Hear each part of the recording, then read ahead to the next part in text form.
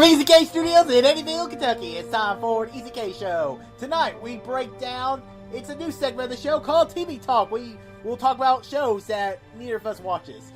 Your hosts, Darth Easy and Rady Cage. Woo! Alright guys, so once again, welcome to another episode of the EZK show. This is episode 12 of the EZK show. Never thought we'd make it this far. I think we get canceled after episode 2. That's right. So, as I said, we were talking about ideas to do for this week of the episode. We were thinking, at first I was like, we could do movie news, but there won't be as much. And we just did that last week, so I was like, well, we talked about TV a little bit. So I figure we could do a little TV talk episode. Basically, the way this is going to work is I'm going to talk about a show, we'll discuss it, or Rain Case will just go, cool! And, but I'll talk about show, then he'll talk about show, and then we'll just bounce back and forth, and then that'll be an episode. So I'll start us out. So since I know you love your CW shows, They're so good. I want to start us out with The Flash. So I know you stopped watching The Flash. You want to tell us why? Because it was 90% relationship drama, 10% superhero. I would say, And the villains were getting very repetitive. It was just getting really, it was like becoming work to watch the show. I won't lie. This season of Flash has not been that great, but I'm still enjoying it while I'm watching. And then there's this one storyline I'm kind of liking where, in the crossover event they had Flash's I think daughter might have come from the future into the past. I believe it's Dawn. I don't know. This is just me. This is just speculation from a lot of stuff I've been seeing online. But the story writers aren't that creative. Also, you also have hundreds and hundreds of comic books to really go off of. But the villain this season is a villain called the Thinker, and the Thinker is basically his brain got electrocuted, and he can outsmart everyone. Thinks a million thoughts ahead of people. And his plans, it's weird and interesting. His basically thing is he can transfer his consciousness into other people's brain because his brain can't handle the bodies he is in. So he has to keep transferring his body. It feels like an old expanded universe storyline I've read from Palpatine in Star Wars. Huh. So I'm enjoying it, and also there's this really cool new hero. I forget what his character's name is. Plastoid.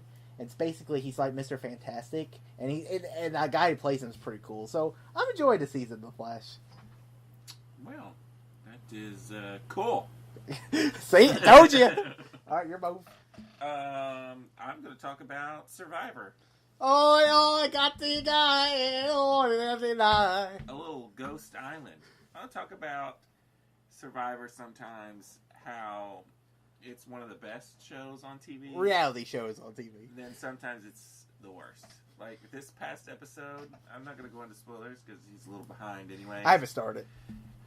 No one does anything in this past episode, and the Ghost Island twist of it is just super lame. Like it's like half-baked, and it's just, I don't know. There's not enough people playing the game. There's just people kind of just hanging out. I don't know why people aren't looking for idols anymore. Like, everybody looked for idols in, the first couple episodes, and then now no one looks for them. It's just like, there's more idols out there. I mean, they put idols, every time somebody uses an idol, they put more idols. But then sometimes, a couple episodes ago, it was really good. So, I don't know. Survivor is my favorite reality show, but sometimes I'm just like, why are these people out here on this island? Because they're not playing the game, and it makes me mad. Cool! No, I mean, I went on vacation, and the week I was going on vacation, Survivor premiered, and I've been catching up on all my CW shows and every other show, and I still want to finish Celebrity Big Brother before I start Survivor, and it's daunting to start continue those shows, because the premiere of Survivor is 2 hours. I just don't care that much for Survivor for 2 hours episodes. Well, the whole Ghost Island thing, they go to the island, and then there's this row of containers, and they hit one of the containers, and a little slip come out, and it'll either say you're not playing today, or it'll say go follow the fire and play a game of chance. And then you get up to the top, and it's literally just you get a 50-50 shot of getting an idol from the past. That's all it is. And the idol from the past, so far, they have not reversed the curse. They've played the idols dumb. So, and they're like, I don't know. It just feels like you should have to do something more than just. If they basically have two boxes, and they're just like, whichever one you pick, you'll either lose your vote or you'll get an idol from the past. I'm like, that's it? That's Ghost Island? It's a 50-50 shot at getting an old idol? That makes sense. Yeah, I don't know. But I'll keep watching it. Because I'm a sucker for Jeff Probst, but we'll see. He carries that show. Yeah. Alright, now to continue our trek into the CW shows, I talk about Arrow. I mean, the last season of Arrow, I thought really redeemed the show because season 3 and 4, 3 was okay, 4 was not good at all. But this season, I'm liking. I'm not liking it as much as last season. And one thing I liked about this season was they brought in Michael Emerson, who played Benjamin Linus in Lost, and he was also in Person of Interest. And he always plays a great villain, and he played a very cool villain. One thing I liked about his villain was he was more of a character behind the scenes, what was going on. But unfortunately, they killed him off. Oh. So he turned out he was just being worked by someone behind the scenes.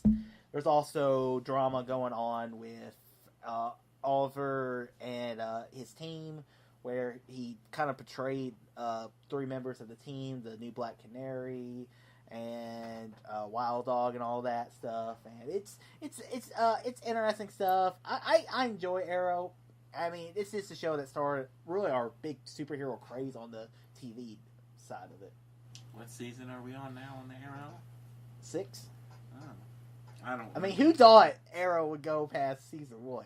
I know, because it's like a discount Batman, pretty much. Yeah, I haven't watched it in forever. I can't even remember the last episode I watched. Okay. They were married or something and trying to live the happy life, and it didn't work. That was the last episode I watched. Oh, okay. That was season 3 premiere. Yeah, that could be it. No, season 4 premiere. Okay, yeah. Oh, my turn. Let's talk about Troll Hunters. Troll Hunters is on Netflix, animated. Guillermo del Toro produces the show and came up with the stories and everything. And this was its 2nd season, probably its last season, because Anton Yelchin does the main character's voice, and he's dead. So, I don't know. I guess they could swap the voice out, but I don't see a whole lot of buzz around this show. Like, the first season, there was a lot of people that were talking about it online. This 2nd season, I haven't heard anybody say anything about the show. So, and I don't think the 2nd season was as good as the 1st season. It was shorter too. That was another thing, but I think it's going to not do as good. It was only like 12 episodes, whereas the 1st season was 26 episodes. But if you're interested in a good, like, it kind of reminds you of like How to Train Your Dragon. It has like cinema quality animation. DreamWorks does the animation, and the characters are really cool. And it's just about this kid who finds like a medallion, and he becomes the troll hunter, which is really, he's basically like the protector of a certain group of trolls. And he has all these sidekick friends that get taken into the adventure with him. But it's good stuff.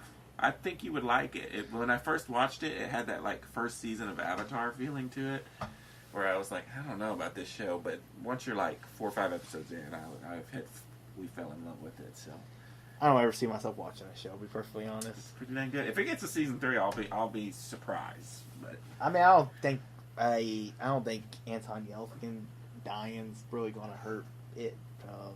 he's the main dude. Yeah, but they can replace a voice. Voice acting is completely different from acting. I'm sorry, but I mean, they're not going to cancel the show just because the main voice actor died, because a voice actor is a voice actor. It's just a voice. And it's not like his voice sound different. It's fine. They change voices all the time in animation. Yeah. So it's not going to be that big of a deal. So I mean, We'll and see. Netflix hardly cancels anything. It's true. They've got that Voltron series is on like season 5 now or something. 5. Yeah, and then I thought you started like 2 years ago. and there's a Dragon show And I watched the first 2 seasons of the Dragon Show when it was on Cartoon Network, but it's on Netflix now, and it has like 4. Talk about the How to Train Your Dragon show. Yeah. Okay. Yeah. You gotta be a little more specific, because Yeah. just Dragon Show. There's several DreamWorks shows on Netflix that just keep on trucking. All right, moving on to the next CW show, Legends of Tomorrow. Can we ever get out of the CW? We're halfway there. Dude, this show is so much fun. This is one thing I really liked about what I like about this show. The first season was a little, it was okay. But then ever since then, I think they finally found their groove. One thing I like about what they were doing this season of the show, well, one thing is they brought Wally, Kid Flash, into the main cast of Legends of Tomorrow. Spoiler. You're not going to watch it. Kid Flash is not in Flash anymore. Well, his girlfriend Jessie Quick, she jumps him in Flash, and he's like, I gotta get away from here. I need to find my own way. Well, he meets Rip Hunter, and they go off karaoke in the past, and then Wally is now part of Team Legends, and it's cool. And one thing also is they brought. Last season of Legends of Tomorrow, they brought in Damien Dark, who in season 4 of Arrow, Damien Dark is killed by Oliver. Well, they bring back Damien Dark in season 2 of Legends as his past self, and in this season they brought him back from the death to life. And this season, we're dealing with a little more magic. It's more of evil spirits. They brought in Constantine. It's a fun show, and there's all kinds of, like, there was an episode where they were ripping off E.T. and it's fun TV. If you like sci-fi, which I know you like sci-fi, I know you're just like, I hate CW shows. Ugh. But I think you would actually enjoy Legend Tomorrow if you gave it another chance. Well, I will say I've only watched like 6 or 7 episodes of the show. It was the least amount of relationship drama of all the CW shows. And that's one thing I like about Legends of Tomorrow is that it's a revolving cast. It's not set. You don't have to be set in stone like Flash. You gotta deal with Barry Allen or Wally West's Flash, or Arrow. You gotta deal with Oliver Queen. This is called Legends of Tomorrow. It's basically you have all these characters. Like the first season, you had Hawkgirl and Hawkman in it. They haven't been in it since season 1. And season 2, and then season 3, Firestorm dies. So it's very interesting. It was just a little too cheesy for me. I couldn't make it through the first season. So. Well, I recommend checking it out because you love sci-fi, even though you won't give Doctor Who a chance. All right. I'm gonna talk about. Let me get my last MASH show out of the way with Everything Sucks. Does it suck? It doesn't suck. Wow. But it was very average. It felt like they were trying to be very Stranger Things-ish, but with, instead of like the crazy sci-fi mystery part of Stranger Things, they went with like teen drama. But then they also have a bunch of, it's set in the 90s, so they have a lot of 90s product placement and stuff to try and get, that was the whole push of the show and what looked interesting, but it's so forced sometimes.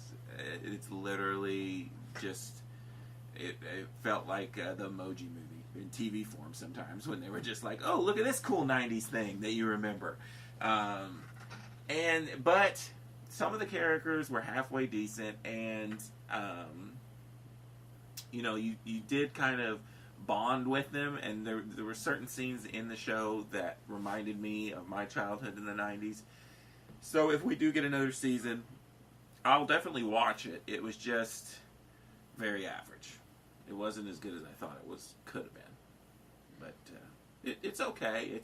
If you like Stranger Things, or if you want to go back down memory lane in the 90s, then there's some cool stuff there. It's very short too. I remember it's like under 10 episodes, and they're 30-minute episodes too. So it's a quick binge. Cool. I don't have nothing to say. I don't even know what the show is. All right, so to finish off this arc into the CW shows, I'm going to be talking about Black Lightning. So Black Lightning is a show that premiered this year on the CW, and this season is only a 13-episode season. I don't even know if it's been picked up for season 2 yet. Probably will, but the basic premise of the show is you have this character. He's a principal of a high school, and he used to be a superhero known as Black Lightning. Well, he gave up the life of fighting crime, and eventually he's been kind of forced back into it. But one thing I'm kind of shocked about what the show has been doing is, well, first off, the music's good. They have some rapper or something. He wrote music and for the show, and you always hear it during the titles of the show. But one day I was really shocked at what they were doing with the show. Is it's more of a family. It's a family show. His daughters. He just found out his daughters have powers, and they have to try to learn with that. And it's a very interesting show. It's got the guy who played Dexter's dad in Dexter. He's awesome in it, and it's a great show. And the villain's very menacing. I recommend checking out Black Lightning. It's not really connected to the Arrowverse yet, but I'm really enjoying the show, and I'm really liking the main guy who plays Black Lightning. Sounds kind of like Incredibles. It kind of is. It reminds me a little bit of Luke Cage, but before Luke Cage got bad. Well, cool. All right. I binged 13 Reasons Why, finally. What? It's about damn time. I told you all year to watch this. It took me so long to do it, but and I binged it pretty dang quick, and it was good. It's very dark and depressing, though, and it was hard to get through, especially those end scenes. The one particular scene I couldn't even watch. I had to look away. Pansy. But and then I can't believe they're making a sequel to this show because I don't know. But it's the two main, the girl and the guy. I don't know what their names are, but they're really good in it. And then I thought the whole cast was good. Really, yeah. There was one kid I didn't like. He was like the whiny blonde kid that was. He was like their friend at the beginning, and then is gonna be in the new one because gets beat up at the end. But anyways, I can't remember what any of their names were. But there were a lot of them. I didn't like the main girl at first. I was like, okay. I think that's the point of the show, though. But yeah, you like at first she seemed really like, who cares? I mean, you're just whining, but. Everybody gets bullied. But then when you get to the end, you're like, okay, well. I mean, this show has so much damn balls. I was so impressed with the show. The scene that he's talking about, it's a scene when... there's really two scenes. The one scene whenever she gets raped in the hot tub, and she keeps saying no, and then she starts building up this plan. And then the other thing... whenever she goes into the bathtub and slits her wrist, I didn't turn away, but I was just like, damn, this show has a lot of damn balls to do that, and I'm really impressed. I mean, it was. I think originally they were wanting to make a movie, and because the show is produced by Selena Gomez, and I think their original plan was for her to star as Hannah, but I think they changed it into a Netflix show. I mean, I really enjoyed the show. It was in my top 10 TV last year, if you remember. Definitely worth it. I told you all year to watch the show, so I'm finally glad you actually found time to watch the show. It was good. All right, so we'll move on to. I'll talk about another show you haven't watched, and then the rest of the shows we've all watched. So I'm talking about Young Sheldon. You watched the first episode, I believe. First couple, yeah. So. I'm surprised I like this show. I know. Because I've been hating Big Bang. Yeah. Like, a lot. Yeah, I mean, like, a lot. I mean, you can hear some of my old rants on the former Darth Easy show where I would just get so pissed off about the show. But one thing I've really liked about Young Sheldon is that they found a way to... I mean, he's not the same character. I mean, we know what he grows into. But one thing I really like is just that the relationship with Sheldon and his dad... It's the little girl who plays his sister. She's hilarious, and the whole show. I mean, and then there's just some of these. It's just some of these great little '80s little episodes. I very much enjoy Young Sheldon. I don't know what it is. It's funny too, and I don't feel forced to laugh at anything. because it's not like the Big Bang. There's no stupid laugh track. It's more It's not like a classic sitcom. It's more like it's a more natural comedy. Yeah, we liked the first several episodes we watched. It was one of them shows that fell behind. So we'll probably, when it's over, binge the sucker.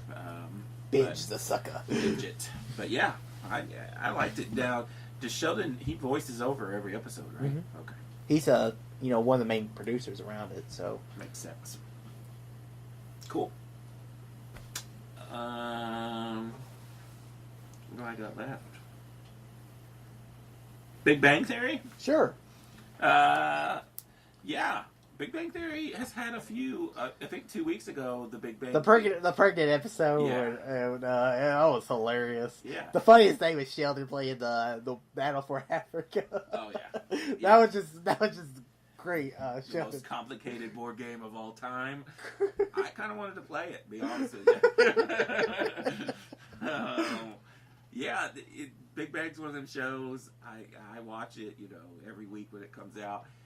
Is it the greatest sitcom? Sometimes it's not very good, but I don't know. I still stick with it. I just tune out the laugh track. I barely notice it. But good luck with that. sometimes when you try and pay attention to it, I can see why it would get on people's nerves, because I've even seen videos of people that have. You take out the laugh track and they say it, and it's not funny. Yeah, I've just seen videos where they're like, "Why are you laughing?" But I don't know. I like it. I like the characters, and Here's the thing. Yeah. CBS is going to milk this thing until it's going forever. it's going forever, and that's one. It's why I don't. This is why I hate Big Bang Theory. I think more Big Bang Theory, NCIS has made me realize I hate network TV shows, and it's because they don't do anything creative. Because where you end now, this season, we're probably going to see Sheldon and Amy get married. Where does it end? Is Penny and Sheldon, is Penny and Leonard going to have a kid for the show to end? Yeah, or are they going to have to leave the apartment like they did in Friends?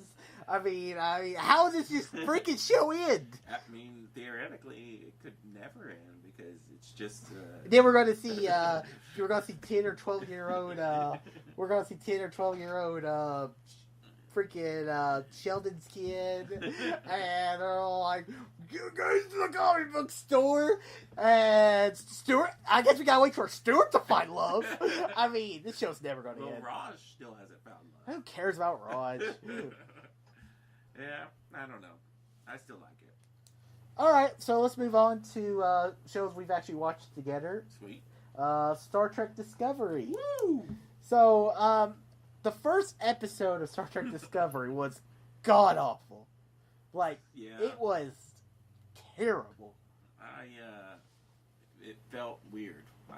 It didn't feel. I don't know what they were going for with that first episode, but even I was like, I don't know if I'm going to like this. For me, it took the Groundhog's Day episode for the show to get good. Well, that was like midway. Yeah.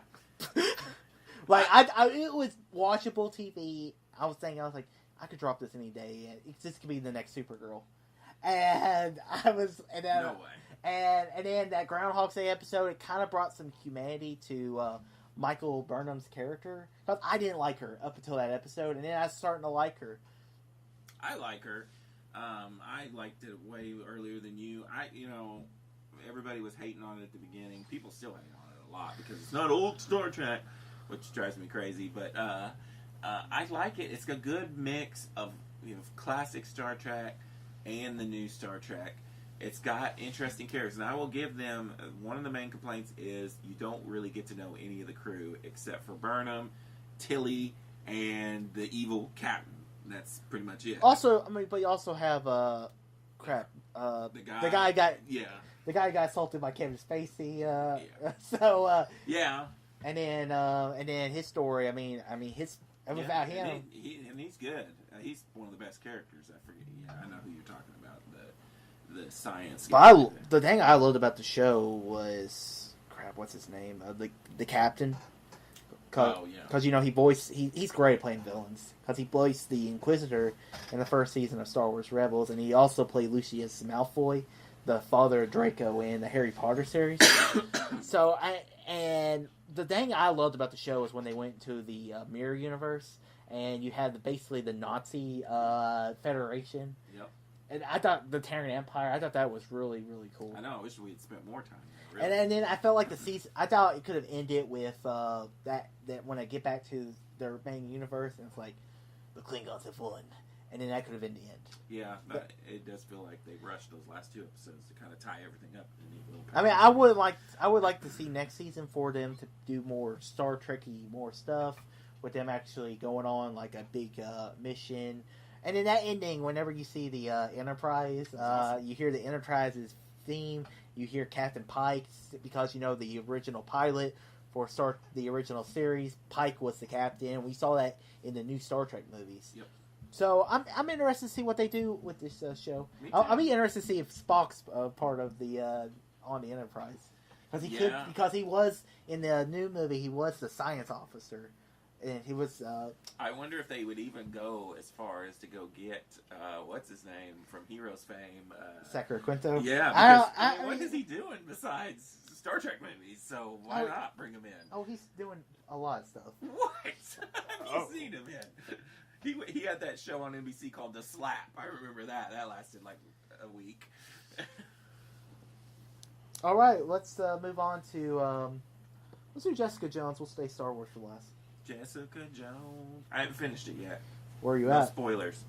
It's been a week since I watched it. I don't remember. I got to where the I got to that episode 6 was where the twist happened, where you find out that. Is that where you got to? But I'm past that. Okay. No, but I can't remember very many details. I'm liking it okay. I haven't got to the whole what's his name coming back yet. So you already ruined that for me. Well, you knew he was coming back. I figured, yeah.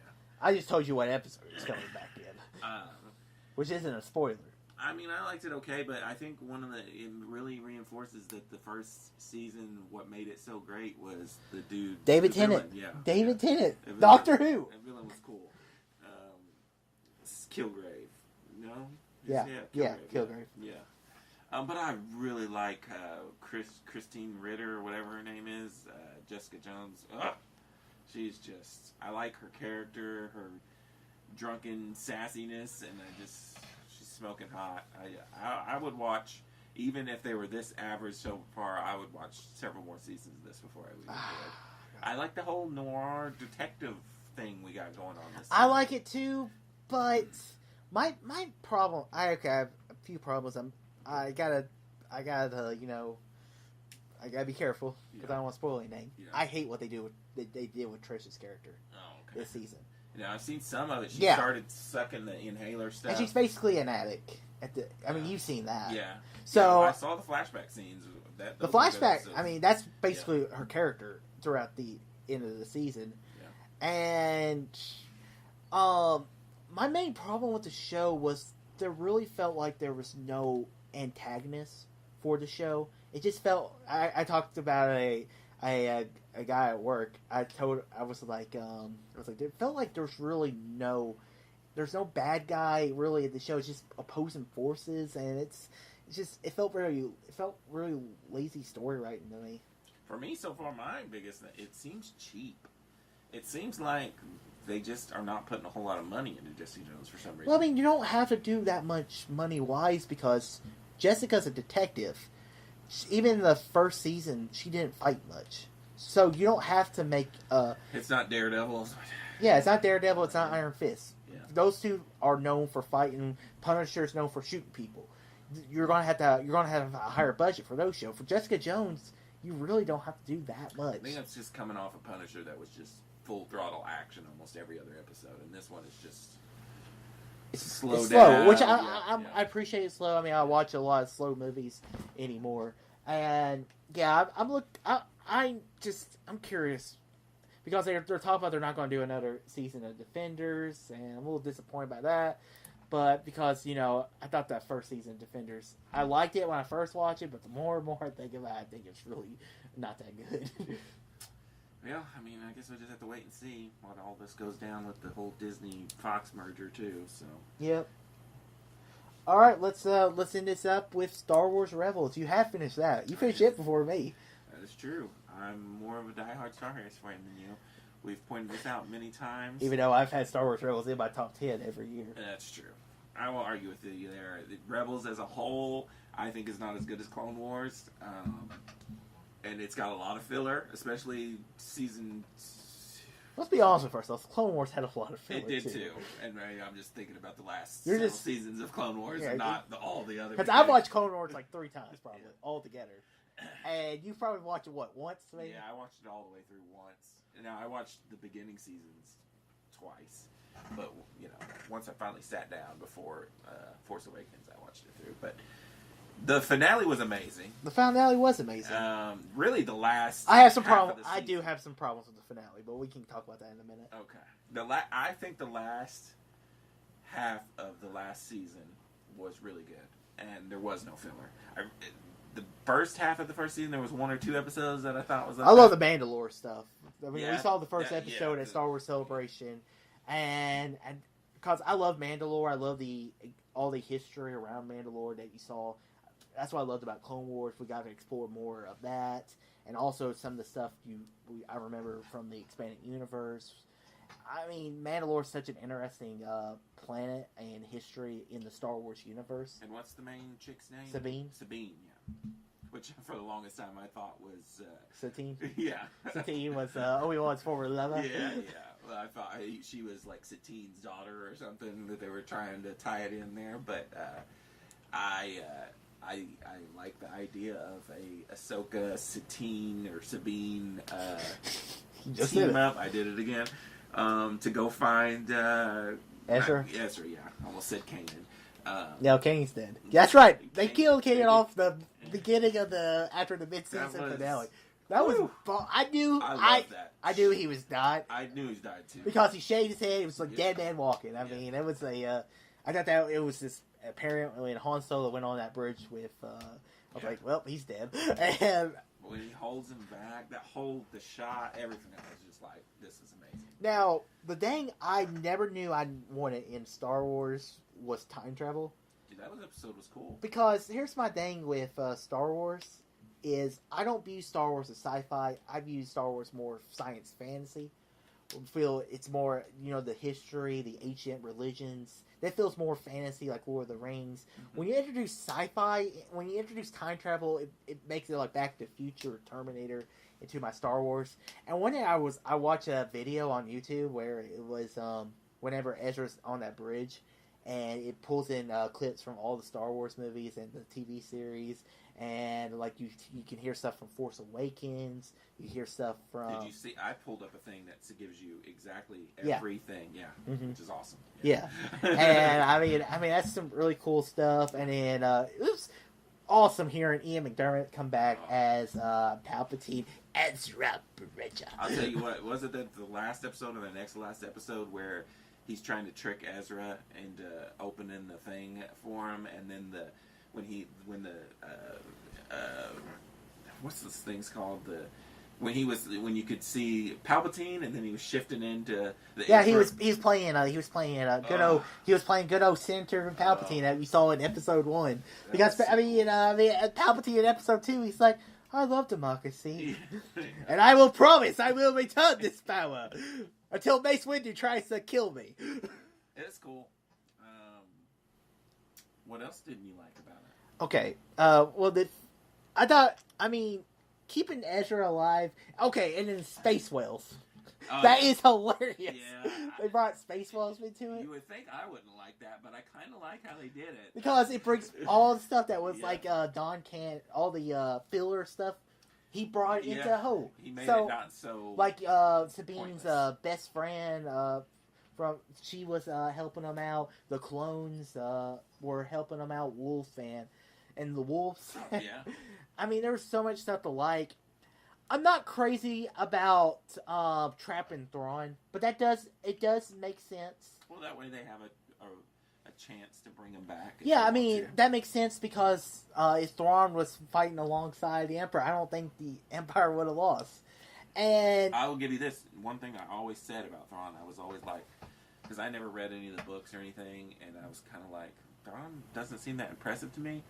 in the season finale, I was like, holy shit, this is the Thrawn people have been talking about. He was badass. I loved him in that finale. He's like, surrender, I'll blow the city down. Yeah. I was just like, God dang. That's awesome. I mean, that's Thrawn in a T right there. And I thought it was really interesting that they took the rebels don't get involved in really the war. Sabine kind of stays to protect what's that city called? Lothal. Well, they protect the Lothal, and I found that stuff really, really interesting. Because that's the only way you can do it. I mean, and also Rex was wearing the same clothes you see in Return of the Jedi. That old man fighting with cool. So that stuff brings stuff into canon, and Dave Filoni is the master of that. Just in that whole time travel thing, the fact that he thought all that stuff up, he had to think that up 2-3 seasons ago for that to all tie back together. As cool as it did, he's awesome. I'm ready to give him. If not a live-action movie, I'm ready to give him at least a live-action TV show. I don't know if it'll happen, but I mean, if Han Solo screws up and Disney says we're kind of done with Kathleen Kennedy, the only person I would want to see replace Kathleen Kennedy would be Dave Filoni because he's like the Kevin Feige of Star Wars. He's the man trained by George Lucas. Yeah. Because he worked. Because I mean, look, whenever we were at Star Wars Celebration and they had Lucas was there and Filoni came out, he's like, "Oh, this is my son. He's the one I taught him everything." I don't know. So if Kennedy ever steps down, or if Disney tells her to step down, I want Dave Filoni to run the Star Wars universe, and we would see some really cool stuff if Filoni was in charge of Lucasfilm. I agree. Now, negatives. Okay. As long as you don't say Ahsoka. Be fine. I mean, where did she get that staff? Anyways. That was badass. It intrigued you. It made you go, yes, please, can we get an Ahsoka series now? When did Hera and Kanan have sex to have a kid?